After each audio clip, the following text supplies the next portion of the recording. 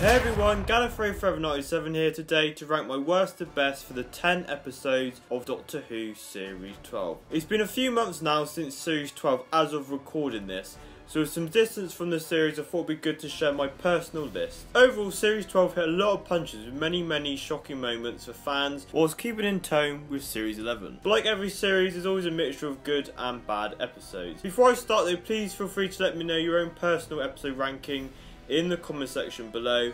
It goes without saying that these are my own opinions, and please respect mine and others in the comment section below as well. With all that said, let's join the 13th Doctor and fam on their continued adventures in time and space. Let's go.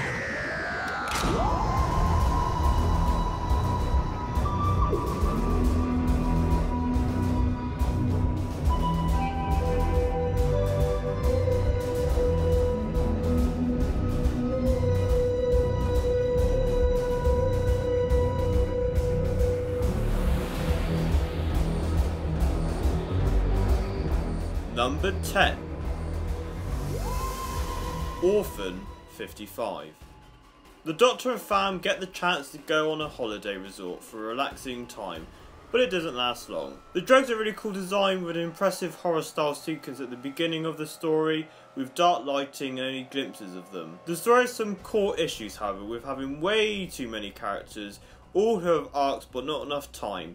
Having said that, most of them will get killed off by the end anyway. For example, we have two parent/child dynamics with James Buckley's character and his son Silas, plus Kane and Bella. Both relationships come into the plot with Silas running off near the end, resulting in him having to be rescued, and Bella trying to blow up the holiday resort because she dislikes her mother for abandoning her. Both come across as rushed due to not having enough time to understand the characters better, which is impossible in the length of a normal episode. Once they leave the resort, the episode loses momentum, becoming a pointless runabout to the legendary meme maker, Benny. A lot of complaints I've seen about this episode is the climate change aspect, which I don't have issues with, but more of how it's done.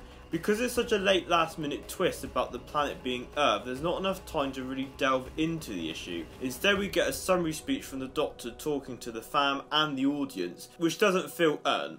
It's overly ambitious episode with too many characters to shake a stick at. It becomes a tedious runabout which spoils an important message the episode tries to get across. Number 9. Praxius. The Doctor and fam are split up across the globe to investigate 3 different mysteries that are connected, picking up various side characters and working out the threat against Earth. This is a better job with the message of the episodes being similar to Orphan 55 because it's more weaving into the story. There's some great dynamics with the companions being allowed to become their own Doctor-like figures with their own companions in their own missions. The love story with Jake and Anna was the heart of the episode, grounding the grand scale of the episode.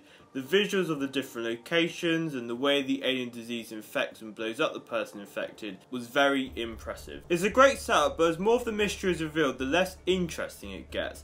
Similar to Orphan 55, I feel the episode suffers with too many characters, with some who are just there to get killed and others who stick around and become grating. There's no monster threat here, just disease, which is an interesting move. I think a lot of people expected the Sea Devils to appear, but that shouldn't affect the episode's impression. It's an interesting angle on plastics, which is a part of a bigger climate change issue, subverting your expectations, using Earth as a testing ground for this alien killer disease. An amazing setup, but once the veil has been unravelled, it loses its impact. Number 8. Ascension of the Cybermen.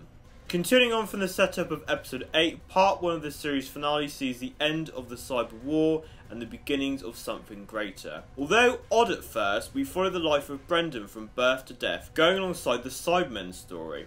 This breaks up the pace nicely and gives the episode a nice feel jumping between the two. The opening set piece with the Doctor and fam protecting the last humans from the cyber drones was action-packed but results in them failing and splitting up. Ashad continues his greatness from the last episode, giving us some great lines about his greatness and rebirth of the Cybermen throughout. My only real issue with this episode is the middle can feel a bit of a drag, when the ship with Yaz and Graham is stranded in space. All of this leads to the new Cyber Army awakening, giving off Earthshock vibes, and the Master popping out of the portal which goes to Gallifrey, setting up the stakes of finale with the Master and the Cybermen. I think there shouldn't be any more finales now with them both, as we've had them 3 times now. It's a great part 1 to a big revelation finale, setting up the emotions, stakes and mystery, but can be slow and padded in places. Number 7. Spiteful Part 2. Following on from the epic opener, this continues on from the reveal that the Master is back. The Doctor gets some great moments working out how to get back to the fam on her own, with great scenes against the Master. Sasha gives an amazing performance, given a great canvas with great costumes and his TC device to hand. With the Doctor stuck, the companions of fugitives on the run, giving them space to really think about how much they know the Doctor, resulting in them asking her at the end, who is she really? The Doctor picks up Ada and Nor along her way, jumping to different times, making an awesome team with the Doctor, learning off each other, making them stronger. The episode can struggle at times with all the different elements at play. The plot in the modern day with Barton, who gets an odd scene killing his mother to show how bad he is. The Kazarvin as well, who feel sidelined and underplayed, which is a shame, as I was really hoping we see more about them in this episode. It can become confusing and muddled at times, however it's a lot of fun to watch, teeing up the series arc, reintroducing the timeless childhood also gives 30 an emotional weight, seeing Gallifrey destroyed again. Number 6.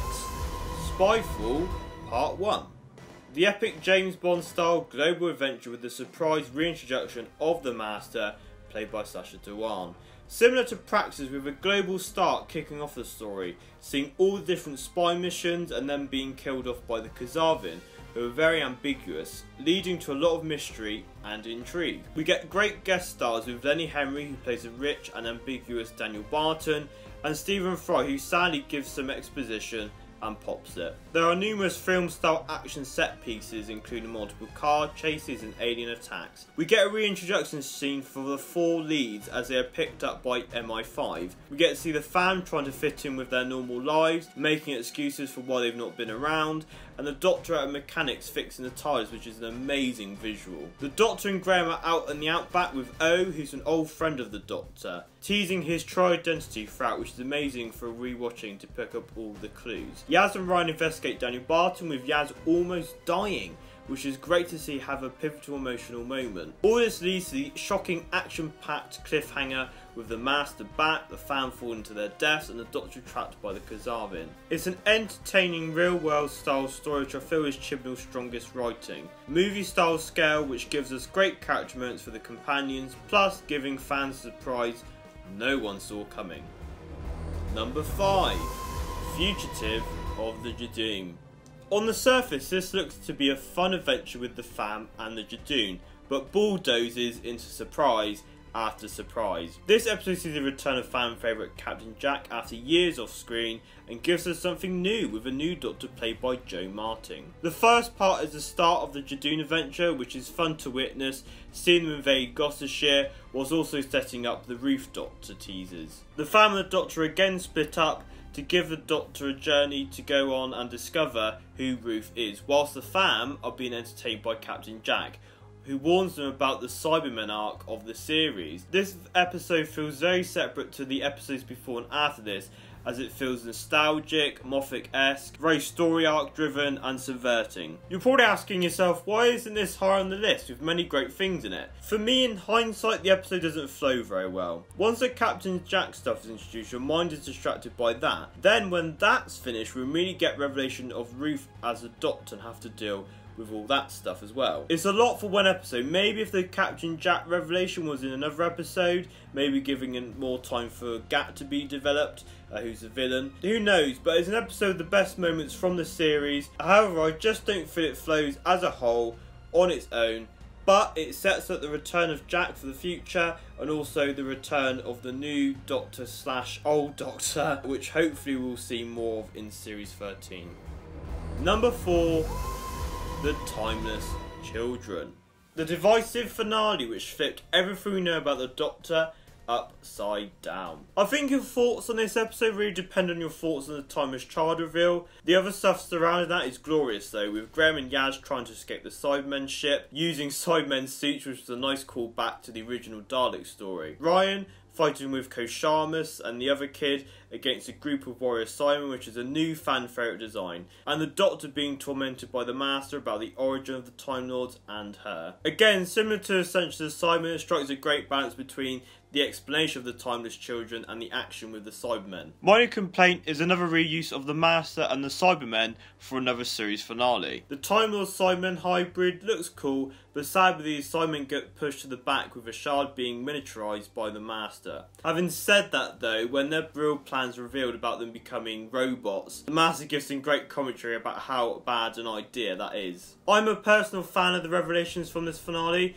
I feel it's an exciting move to push the lore of the show forward, leading to hopefully some great stories down the road. It's great to see Jodie and Sasha at their socks off, with pure emotion and rage coming from the two in certain moments. It's action-packed, highly emotional finale, with the Doctor sacrificing herself for the fam, but Koshamus saves her the trouble, leading to the fam escaping to Earth, thinking the Doctor's dead. The Doctor's been then taken by the Jadoon to life imprisonment, leading hopefully to an exciting festive special with the Daleks.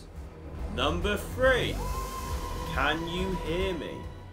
A story surrounding the difficult subject of mental health, challenging the Doctor and fam with their worst fears. When I first watched the episode, I thought, yeah, this is pretty good. But the more I've watched it, the more I've unpacked and the more I've got from it. The main villain is the Zealot, a god who uses his detachable fingers to feed off the nightmares of others. We get some awesome throwbacks to previous gods seen in Doctor Who. Through a series of events, he cleverly tricks the Doctor into freeing Rakar, who he adores, and the two make a powerful dynamic. We get an insight into the Doctor and fam's darkest fears, with the Doctor being the latest story arc from her past, Graham having an alternative time about his cancer, Ryan and the Dregs, and most importantly Yaz running away from home, which explains why she hasn't been as open or explored as the other companions. I understand the complaints about the gods being defeated easily and the Doctor being awkward when Graham confides in the Doctor, but this episode does more good than bad. It's a tough subject to tackle, but the many different aspects of mental health are explored through the characters, with Ryan's friend, who we met in Spiteful Part 1 briefly. Seeing him get help at the end, talking to people, was lovely to see, encouraging audiences it's okay to do so. For me though, Yaz is a standout here, as you get to see how she overcame her own mental health problems, seeing her run away from life not knowing where she's going to end up, and seeing why she became a police officer thanks to the bet with the policewoman who helped her. It was so heartwarming and satisfying to watch that come to an end and her give her back the coin. It's a great episode, but the added theme of mental health really elevates the story into one of the greats in this series, in my opinion. Number 2. The Haunting of Villa Diodati. Mary Shelley and an emotional half-converted Cyberman? Count me in. Before the Cyberman appears, it's a great horror style episode with amazing atmosphere, with the old house, lighting and the storm weather outside. You get some very creepy ghost cliches with a Doctor Who twist, with the bone walking hand, people walking through walls, which is explained brilliantly by the end, but we do see actual ghosts, which Graham assumes is part of the Cyberman stuff, but it's left open-ended and for interpretation of what's part of that Cyberman stuff and what was paranormal spiritual activity. Mary Shelley and all the other characters in the house all have clear motivations and have personal nice arcs that run the course of the episode, resulting in a satisfying end. But what really makes this story elevate into something else is the introduction of the lone Cyberman, a shard, which comes off the back of them teasing him in Fugitive of the Jadoon and where the finale is going. He's creepy, unique and scary, which is an inspiration for Mary Shelley writing the classic book Frankenstein.